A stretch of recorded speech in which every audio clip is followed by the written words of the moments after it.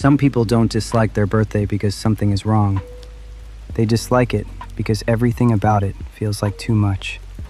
The morning starts with your phone lighting up, messages from people you haven't spoken to in months, notifications from apps that tracked your data and now want to celebrate you, a text from a family member asking what your plans are, another from a friend suggesting dinner. By 9 a.m., you're already tired and nothing has happened yet. You're supposed to feel grateful. You're supposed to feel loved. All these people remembered. All these people reached out. And somewhere inside, you do appreciate it. But appreciation and comfort are not the same thing. And right now, comfort is nowhere to be found. There's a weight to this day that's hard to explain to anyone who doesn't feel it. The attention isn't bad. The people aren't bad. The intentions are good. But something about being the center, about having your existence publicly marked and celebrated, feels less like a gift and more like an exposure. You'll get through the day. You always do. You'll respond to the messages, maybe accept a dinner invitation, smile when people sing. And later, when it's over, you'll feel a quiet relief that has nothing to do with age or gratitude or how the day went. It will simply feel good to disappear again. The discomfort doesn't start on the day itself. It starts before, sometimes weeks before. You notice the date approaching on the calendar. You start thinking about who might remember, who might reach out, what might be expected of you. You begin, without fully realizing it, to brace yourself. This is the part that's hard to explain. Bracing for something that's supposed to be positive. Preparing for attention that's supposed to feel good. It sounds ungrateful when you say it out loud, so you don't say it out loud. You just carry it quietly and hope the day passes quickly. The discomfort isn't dramatic. It's not panic or dread. It's more like a low-grade tension that sits in the background of everything. A sense that you're about to be seen in a way you didn't ask for. That people will turn toward you, expecting something, and you'll have to meet that expectation, whether you're ready or not. For some people, this kind of attention is fuel. They light up when the spotlight lands on them. They feel energized by recognition, warmed by celebration, filled by the proof that people care. But for others, attention doesn't land that way. It lands like pressure, like a request, like something that has to be managed rather than received. You're not antisocial. You have people you love, people you enjoy, people you choose to spend time with. But there's a difference between choosing presence and having presence demanded of you. On your birthday, presence is demanded, and something in you resists. Birthdays aren't just about cake and candles. They're about availability. The day asks you to be reachable, to respond, to accept invitations, to show up. It asks you to perform gratitude convincingly enough that no one feels dismissed. It asks you to be emotionally open at a scheduled time, whether or not you feel emotionally open that day. This is the invisible contract of the birthday ritual. People give you attention, and in return, you owe them access. You owe them a version of yourself that receives warmly, responds promptly, and makes them feel good about remembering you. For some people, this contract is easy to fulfill. The attention feels natural. The gratitude flows easily. The whole thing feels like a fair exchange. But for others, the contract feels like a trap. The attention creates obligation. The gratitude has to be manufactured on demand. And the whole thing starts to feel less like celebration and more like performance. There's the performance of answering every message with appropriate enthusiasm. The performance of acting surprised even when you knew something was planned. The performance of smiling through a gathering when you'd rather be home. The performance of being a version of yourself that matches what the occasion requires, even if that version doesn't match how you actually feel. None of this is anyone's fault. The people reaching out mean well. The people planning things are trying to show love. The ritual exists because it's supposed to honor you. But honoring someone and understanding them are not the same thing. And sometimes the way people try to honor you reveals just how little they understand about what actually makes you feel seen. Here's where it gets complicated. On your birthday, there's an expectation of alignment. The outside celebration is supposed to match an inside feeling. People are happy for you, and you're supposed to be happy too. The energy is supposed to flow in both directions. But what happens when it doesn't? What happens when the outside is full of warmth and attention, and the inside is quiet, or tired, or simply not in the mood? What happens when everyone around you is celebrating your existence and you feel strangely disconnected from the whole thing? This misalignment creates a specific kind of discomfort. You're not sad. You're not ungrateful. You're just not where you're supposed to be emotionally. And the gap between where you are and where you're expected to be starts to feel like pressure. You have two choices. You can close the gap by performing. You can summon the energy, match the mood, give people the response they're hoping for. This works, but it costs something. It leaves you more drained than the day itself would suggest. Or you can stay where you actually are. You can let the gap exist. But then you have to deal with the confusion, the concern, the subtle disappointment of people who expected something different from you. Neither choice feels clean. One requires you to fake, the other requires you to explain. And neither feels like the birthday is actually about you anymore. It feels like the birthday is about managing the distance between who you are and who you're supposed to appear to be. This is the part that's hardest to articulate. The problem isn't the love. The problem isn't the attention. The problem is the assumption that your insides should automatically match your outsides just because the calendar says so. Some days you're aligned. Some days celebration feels natural and receiving feels easy. But your birthday doesn't ask whether today is one of those days. It just arrives and expects you to be ready. The problem with this kind of discomfort is that it doesn't look like discomfort from the outside. It looks like coldness, like distance, like someone who can't just enjoy things, like someone who makes everything harder than it needs to be. People notice when you don't respond to messages with enough warmth.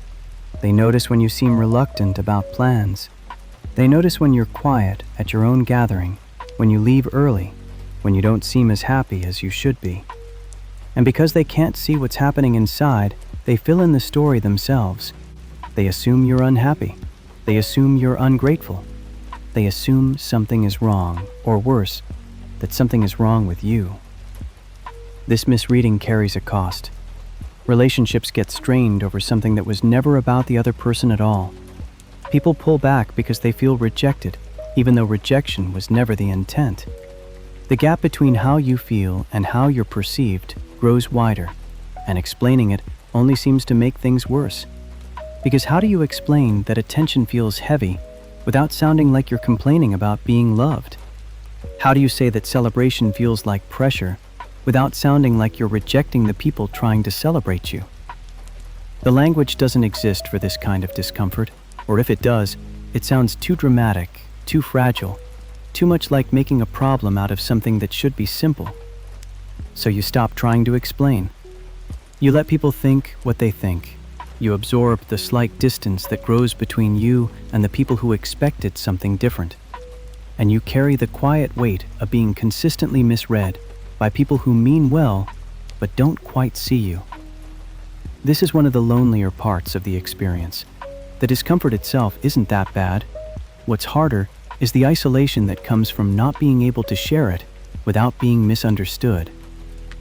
If this only happened on birthdays, it might be easier to dismiss. A single day of discomfort once a year that passes quickly and doesn't leave much behind. But for most people who feel this way about birthdays, the pattern doesn't stop there. Holidays carry the same weight. The expectation of togetherness, the demand for presence, the assumption that you'll show up with the right energy at the right time, regardless of how you actually feel. The performance of joy that the occasion requires. Weddings, graduations, promotions, milestones of any kind. Each one comes with its own set of expectations. Each one asks you to be visible, to be available, to be a certain version of yourself for a certain audience at a certain time. And each one triggers the same quiet resistance. It's not that you don't care about these events. You do. It's not that you don't want to celebrate people you love. You do. It's that the form of the celebration, the publicness of it, the ritual of it, asks something from you that doesn't come naturally. You've learned to manage it. You've learned which events require full performance and which ones let you stay on the edges. You've learned how to show up enough to avoid concern, how to participate enough to avoid questions, how to be present without being fully exposed. But managing is not the same as enjoying, and over time, you start to notice that your relationship with these rituals is fundamentally different from most people's. Where others see connection, you see demand. Where others feel filled, you feel spent. Where others look forward, you endure. This doesn't make you broken.